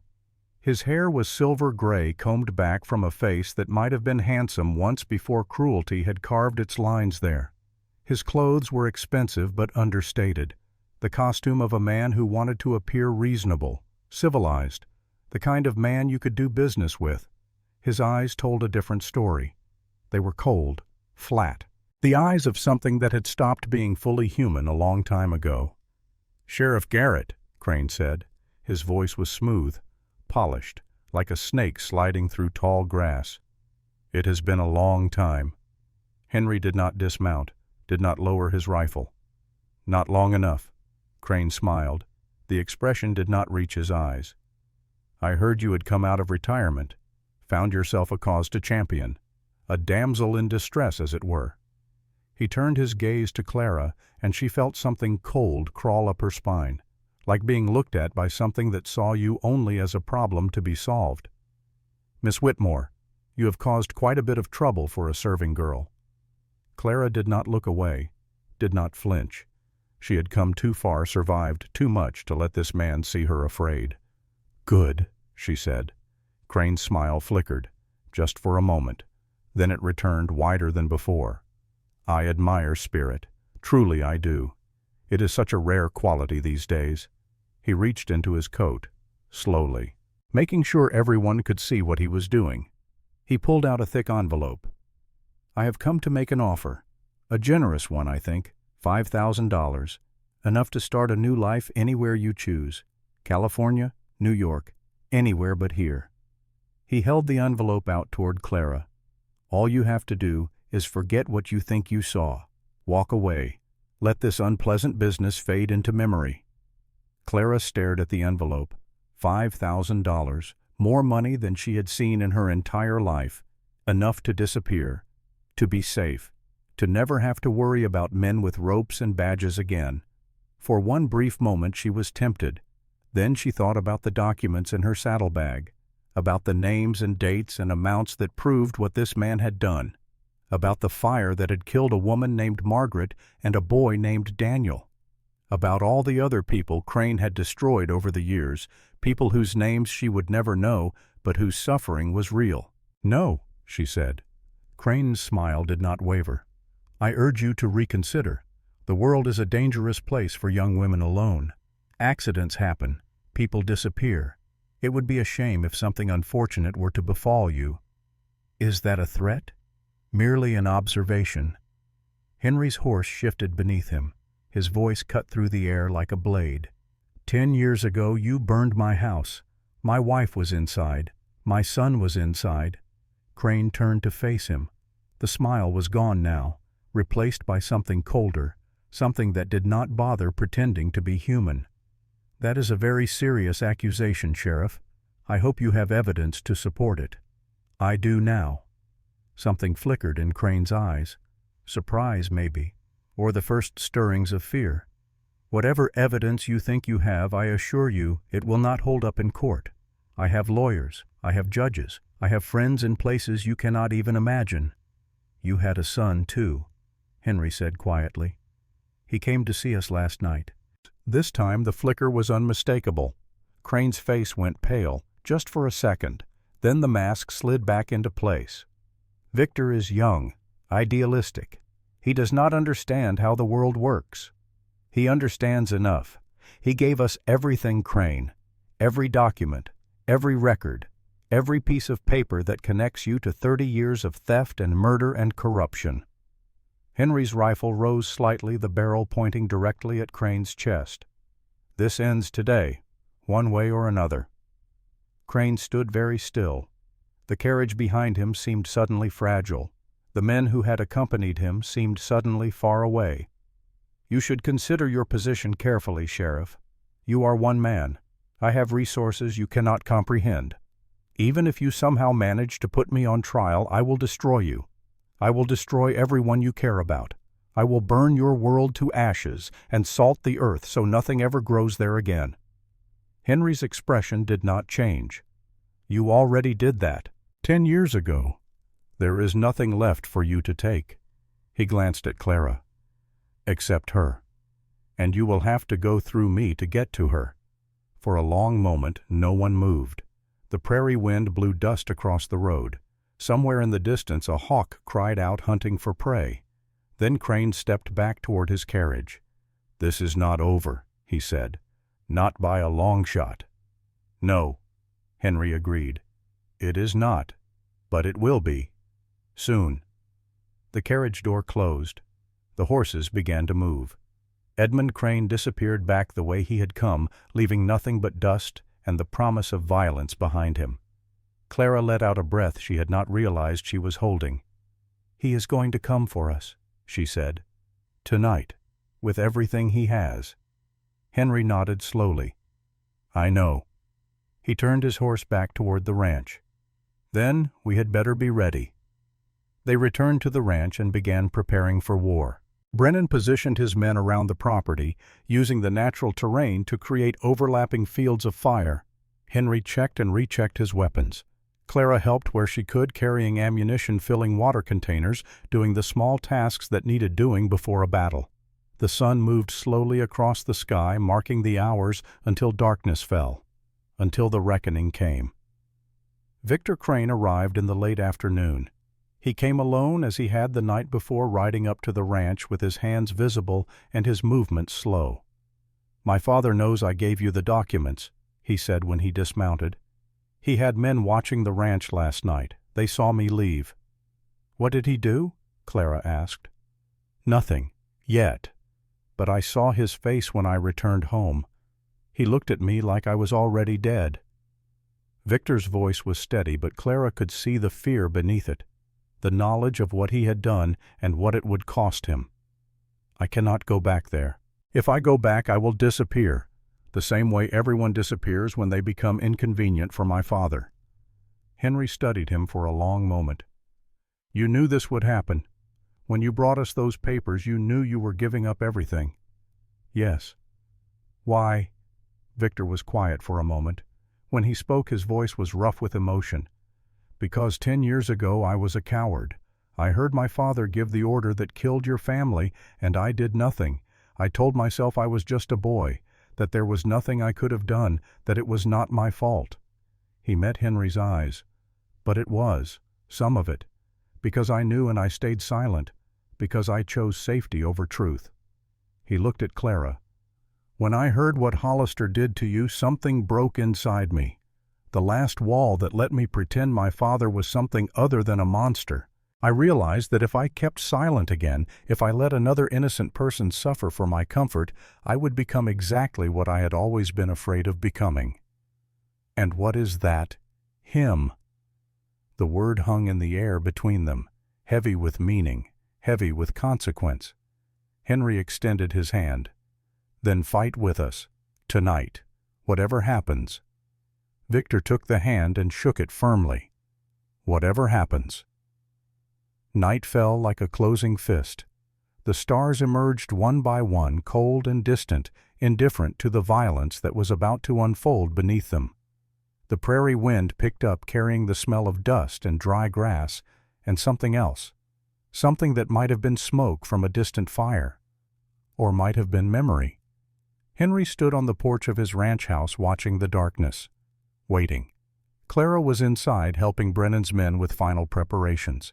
She had wanted to stand watch with him, but he had insisted she stay protected. If things went badly, she would need to be able to run, to survive, to carry the truth with her even if everyone else fell. She had argued, of course, had insisted she was not going to hide while others fought for her. But in the end, she had agreed. Not because she was afraid, because she understood that some battles required different kinds of courage, the kind that stood in the fire, and the kind that carried the torch forward when the fire was gone. Victor was positioned near the barn, armed with a rifle he clearly knew how to use. Whatever else Crane had taught his son, he had taught him to shoot. That might save his life tonight, or it might not matter at all. Brennan's men were scattered around the property, invisible in the darkness, waiting with the patient stillness of predators. And somewhere out there, moving through the night, Wade Hollister was coming. Henry could feel it. The way you feel a storm approaching before the first thunder sounds. The way you know that violence is inevitable, that all the talking and planning and preparing has led to this single moment. He thought about Margaret, about Daniel, about the life that had been stolen from him 10 years ago. He thought about Clara, about the courage she had shown, about the steel in her spine that had survived everything the world had thrown at her. He thought about what he was fighting for, not revenge, though revenge would be sweet, not justice, though justice was long overdue, but something simpler than that, something more fundamental, the right to tell the truth, the right to stand up against evil, the right to believe that one person making one choice could change the world. That was what this was about. In the end, that was all it was ever about. One choice, one moment, one person refusing to break. He heard the hoofbeats before he saw the riders. Slow, steady, multiple horses moving in formation, not trying to hide, not trying to surprise, coming to claim what they believed was theirs. Henry raised his rifle and waited. They came out of the darkness like ghosts. Wade Hollister rode at the front, his badge catching the moonlight, his face set in the cold determination of a man who had run out of options. Behind him rode 4 others, 5 men in total, armed and ready for violence. Not as many as Henry had feared, but more than enough to cause trouble. Hollister stopped at the edge of the property. His eyes swept across the buildings, the shadows, the places where enemies might be hiding. He was looking for the trap, trying to figure out how bad this was going to be. "Last chance, Garrett," he called out. His voice carried across the open ground, flat and hard. "Hand over the girl and the papers. Walk away. I will tell Crane you were not worth the trouble." Henry's voice came from the porch, steady and calm. "You know I cannot do that." "Then you know how this ends." "I know how it starts. The ending is still being written." Hollister dismounted. His men followed, spreading out, taking positions that would give them angles on the house. Professional movements, the kind that came from training and experience. These were not amateurs. These were men who had done this before. "I am going to give you one more chance," Hollister said, "because we used to wear the same badge, because there was a time when I respected what that meant." He took a step forward. "But that time is gone. Crane wants this finished, and what Crane wants, Crane gets." "Not anymore." The shot came from the darkness near the barn. Victor Crane firing over their heads. A warning shot, a message. Hollister's men scattered, diving for cover, returning fire at shadows they could not see. Muzzle flashes lit up the night like lightning thunder rolling across the prairie with every report. Henry moved off the porch, using the confusion to reposition. He fired twice, not to kill, but to drive the attackers back to buy time for Brennan's men to get into position. One of Hollister's men went down clutching his leg. Another was pinned behind a water trough, unable to move without exposing himself. But Hollister himself was still coming. He advanced through the chaos, ignoring the bullets that whipped past his head, his eyes fixed on the house where he knew Clara was hiding. Single-minded, focused. the determination of a man who had nothing left to lose. Henry stepped into his path. They collided on the steps of the porch shoulder to chest, both men grunting with the impact. Henry was older, heavier, but Hollister was faster, more desperate. They fought in the darkness, trading blows that would have felled lesser men. Hollister caught Henry with a punch that split his lip. Henry responded with an elbow that cracked against the deputy's jaw. They crashed through the porch railing and tumbled into the dirt, rolling, grappling, each trying to gain the advantage. Hollister reached for his gun. Henry kicked it away. The deputy lunged at him, hands going for his throat. Henry caught the wrists and twisted, using the man's momentum against him. They ended up on their feet, circling each other, both bleeding, both breathing hard. "You cannot win this," Hollister said. "Even if you beat me, Crane will send more. He will never stop. Never." "Then I will never stop either," Hollister charged. Henry was ready. He sidestepped at the last moment, letting the deputy's momentum carry him past, then brought his elbow down hard on the back of Hollister's neck. The deputy went down. Hard. Brennan was there a moment later, pistol drawn, aimed at Hollister's head. "Do not move." The fighting around them was dying down. One by one, Hollister's men were surrendering, throwing down their weapons, raising their hands in defeat. The battle that had seemed so inevitable had lasted less than 5 minutes. Hollister looked up at Henry from the ground, blood streaming from his nose, hatred burning in his eyes. "This is not over," he said. "Yes," Henry replied. "It is." The handcuffs clicked into place. They took Hollister and his men to Fort Dodge that same night. The cells there were solid, secure. The kind of place where even Edmund Crane's influence could not reach, at least not easily. Brennan posted guards and sent word to the territorial judge that there would be a trial. A real trial this time, with real evidence and real witnesses who were finally willing to talk. Clara sat in the marshal's office, exhausted but unable to sleep. The adrenaline was still coursing through her veins, the aftermath of violence making her hands shake and her heart pound. Henry sat beside her, his wounds cleaned, and bandaged his face, still bearing the marks of his fight with Hollister. But there was something different about him now, something lighter. "Is it really over?" Clara asked. "The fighting is, for now." "And Crane?" Henry was quiet for a moment. "Crane is a problem that will take longer to solve. He has money-influenced people who owe him favors. Even with the evidence we have, putting him behind bars will not be easy. But it is possible. It is possible.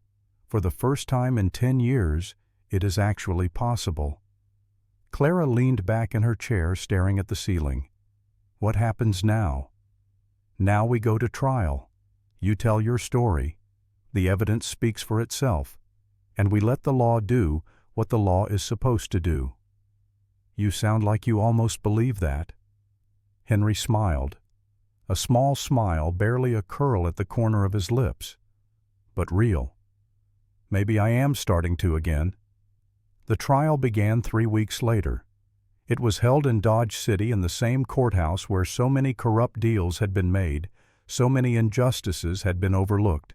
But this time was different. This time the people in the gallery were not Edmund Crane's friends and allies. They were ordinary citizens come to see if justice was finally possible in a town that had forgotten what the word meant. Clara sat in the witness room waiting to be called. Her hands were steady now. Her breathing was calm. She had spent the past weeks preparing for this moment, going over her testimony with Henry and Brennan until she could recite it in her sleep. But preparation could only do so much. When the moment came when she had to stand up in front of all those people and tell the truth about what had happened to her, she would be alone. Henry could not testify for her. Brennan could not speak the words for her. This was her fight, her moment, her choice. The door opened. A bailiff stepped in. "Miss Whitmore, they are ready for you." Clara stood, smoothed her dress, took a deep breath. Then she walked into the courtroom. The gallery was packed. Every seat was filled, and people stood along the walls pressed together like sardines. Reporters from papers as far away as St. Louis scribbled in their notebooks.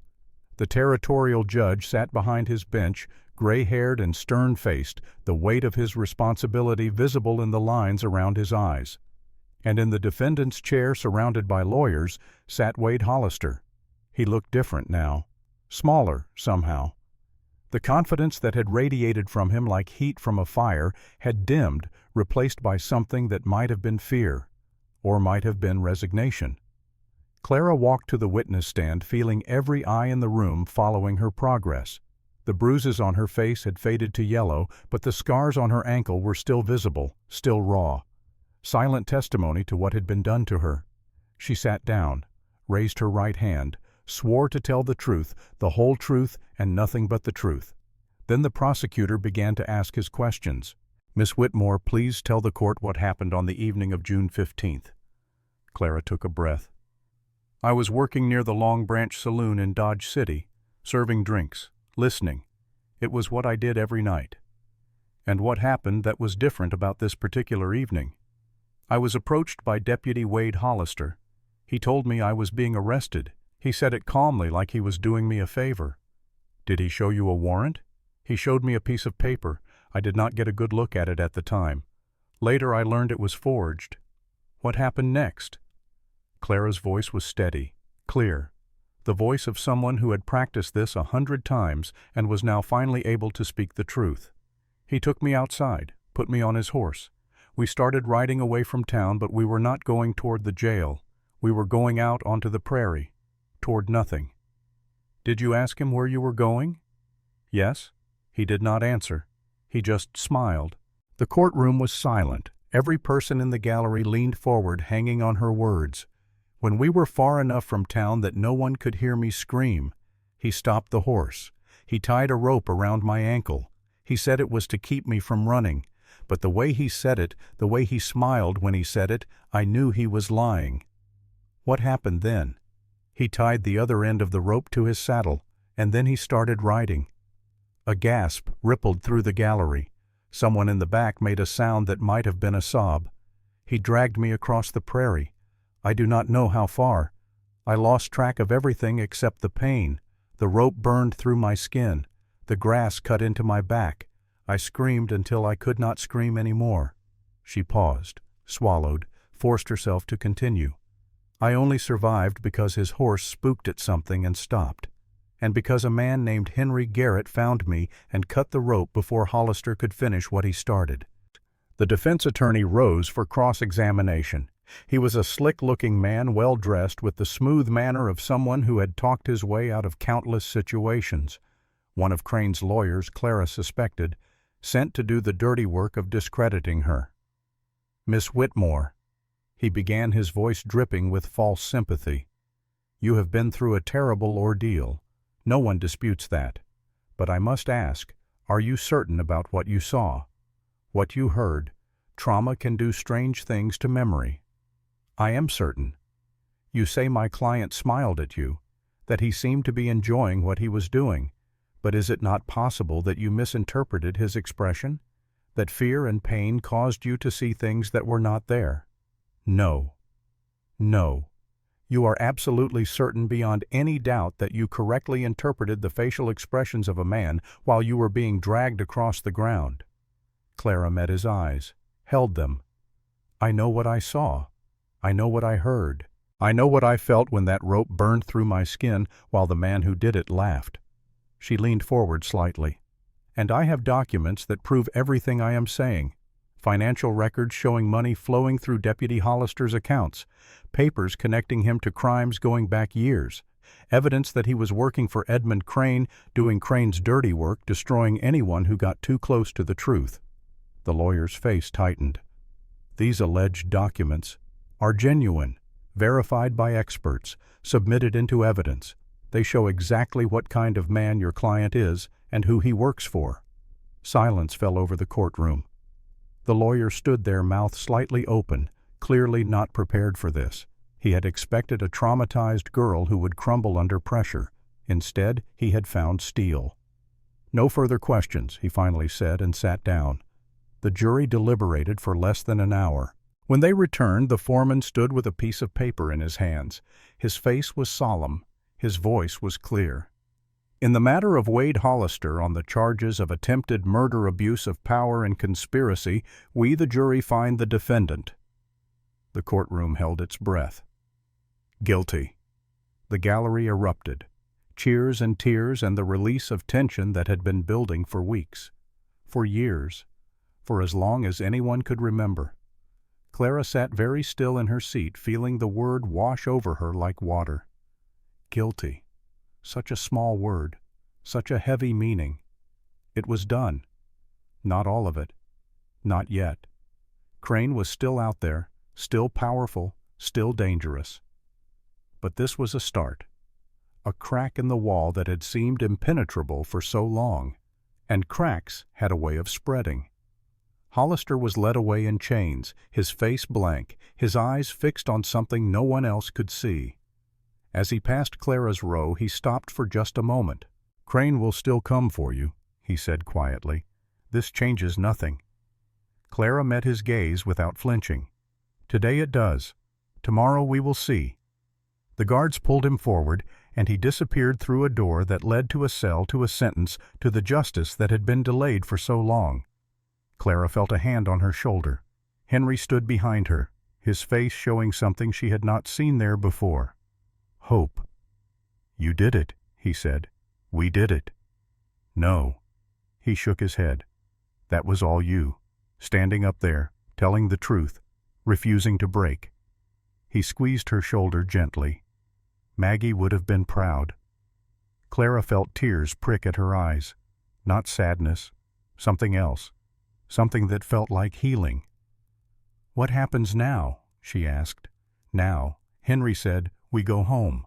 The weeks after the trial passed slowly. Clara stayed at the ranch healing in body and spirit. The wounds on her ankle closed and scarred. The bruises faded to nothing.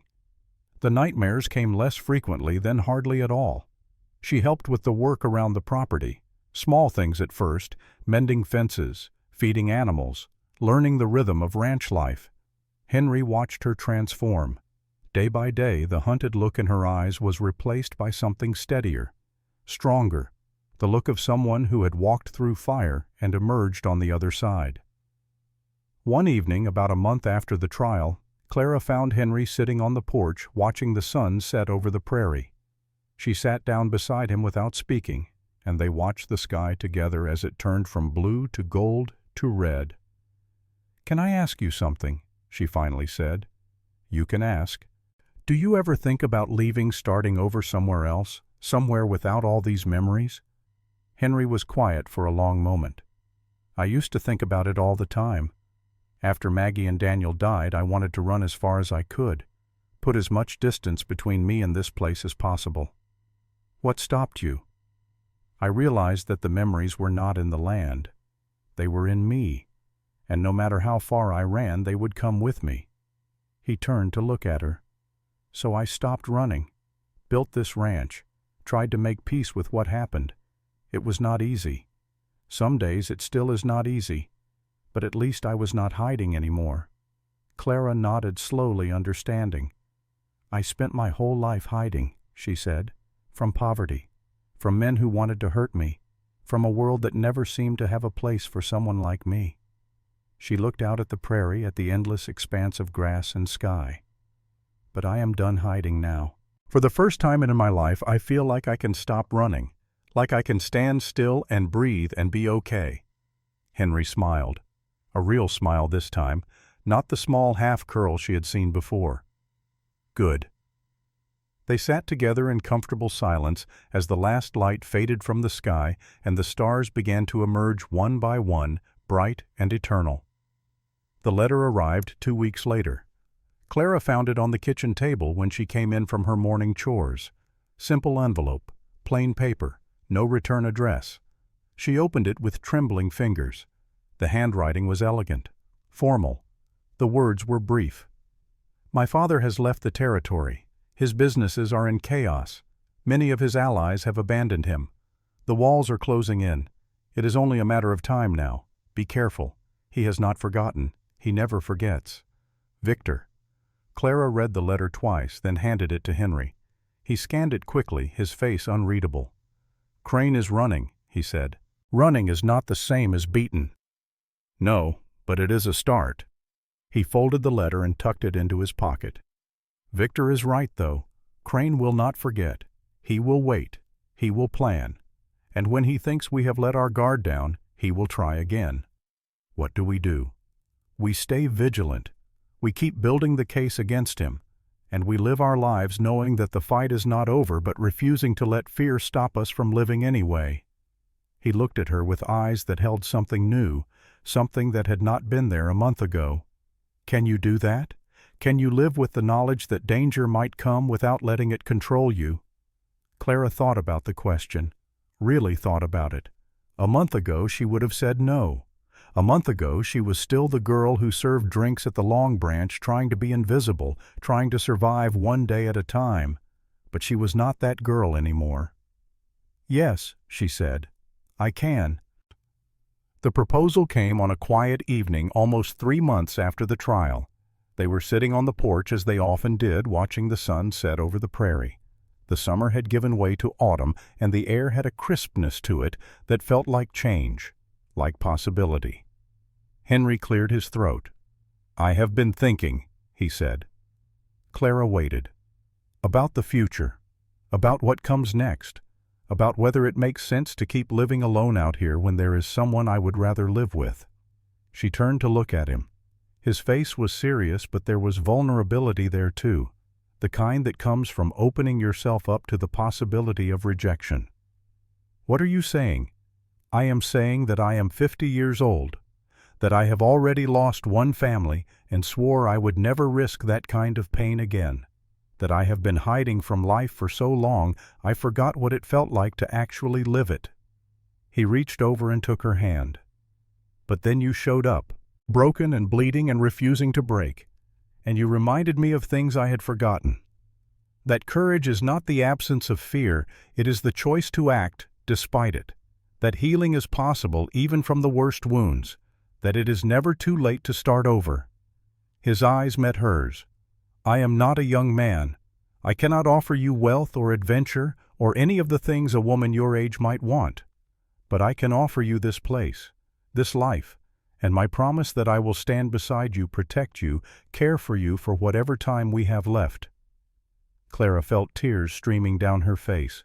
Not sadness, not fear, something else entirely. "Are you asking me to marry you? I am asking you to build something with me. A life, a future, whatever you want to call it." She squeezed his hand. "Then yes, I will build it with you." The wedding was simple. No crowd, no celebration. Just a few witnesses, Marshal Brennan and his wife Victor Crane, who had become something like a friend, and Father Patrick from the little church near Fort Dodge. They stood on the porch of the ranch house, the place where they had first fought together, first trusted each other, first began to heal. The autumn sun was warm on their faces. The prairie stretched endlessly around them, beautiful and indifferent and eternal. Father Patrick spoke the words that had been spoken countless times before the ancient ritual that bound two lives together. But the words that mattered most were the ones Clara and Henry spoke to each other. "I cannot promise to protect you from everything," Henry said. "The world is too big and too broken for that, but I can promise to stand beside you, to face whatever comes with you, to never stop fighting for the things that matter." Clara smiled through her tears. "I spent my whole life being afraid, running, hiding, waiting for someone else to save me. But you showed me that I could save myself. That courage is a choice, not a gift. That standing up even when it hurts is the only way to become the person you were meant to be." She took his hands in hers. "I choose to stand with you, today, tomorrow, for as long as we have." Father Patrick pronounced them husband and wife. And in the golden light of that autumn afternoon, two wounded people became something new. Not healed exactly, the scars would always be there, but whole, complete, stronger together than either of them had ever been alone. That night they sat on the porch of their home watching the stars emerge. The world was still imperfect. Edmund Crane was still out there, diminished but not defeated. There would be more battles to fight, more challenges to face, more moments when the darkness seemed overwhelming. But they would face them together. "What are you thinking about?" Clara asked. Henry was quiet for a moment. "I am thinking about Maggie and Daniel, about how much I miss them, about how the pain of losing them never really goes away." "Does it get easier?" "Not easier exactly, but different.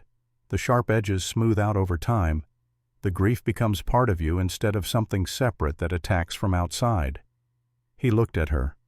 "I am also thinking about you, about how strange life is, how it takes things from you and gives you other things you never expected, how you can lose everything and then find something new, something different, something that makes the journey worth taking." Clara leaned against him, feeling the warmth of his body, the steady rhythm of his breathing. "Do you think Maggie would have approved of us?" "I think she would have liked you. You have the same steel in you that she had, the same refusal to break." He put his arm around her. "And I think she would have wanted me to live, really live, not just exist, to find happiness again, even after everything." "Then that is what we will do. We will live, really live, and we will make the most of whatever time we have." The prairie stretched endlessly around them. The stars wheeled overhead. The wind whispered through the grass, carrying the scent of earth and autumn and change. Somewhere out there the world was still broken, still unjust, still full of men like Edmund Crane who used power to crush those weaker than themselves. But here in this small corner of Kansas, two people had chosen to stand, to fight, to believe that one choice, one moment, one person refusing to break could make a difference. And it had. Not a complete victory, not a perfect ending, but a start, a crack in the wall, a light in the darkness. Sometimes that is all you can ask for. Sometimes that is enough. And so this story ends where it began, with a choice. Clara Whitmore had been a serving girl with no power, no protection, no one to stand up for her. She had been dragged across the prairie by a man who thought her life was worthless. She had been broken and bleeding and left for dead. But she had chosen to survive, to fight back, to tell the truth even when the truth was dangerous. Henry Garrett had been a broken man hiding from his grief, convinced that the best he could do was stay out of the way while the world continued to burn. But he had chosen to step back into the fight, to protect a stranger, to risk everything he had left for the chance to make things right. Two choices. Two people. One moment when they decided that the person they wanted to be was more important than the comfort they could have kept. That is what this story is about in the end. Not the villain or the violence or the victory at the trial, but the moment when ordinary people decided to be extraordinary, when they chose courage over fear, truth over safety, standing up over staying down. Let me ask you something. When was the last time you chose to stand up when walking away would have been easier?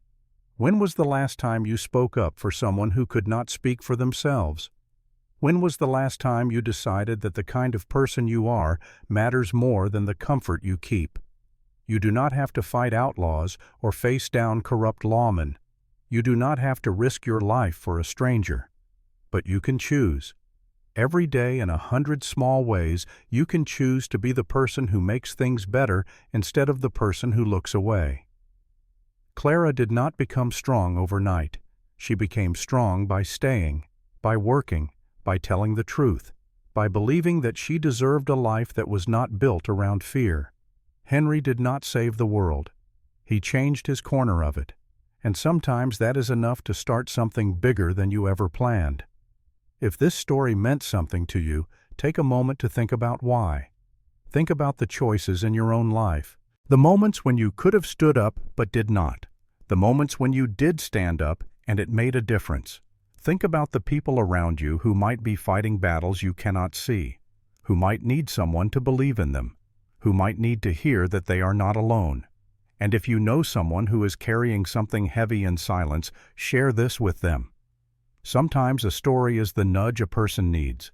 Sometimes knowing that others have walked through fire and survived is enough to give someone the courage to keep going. Subscribe if you want more stories like this.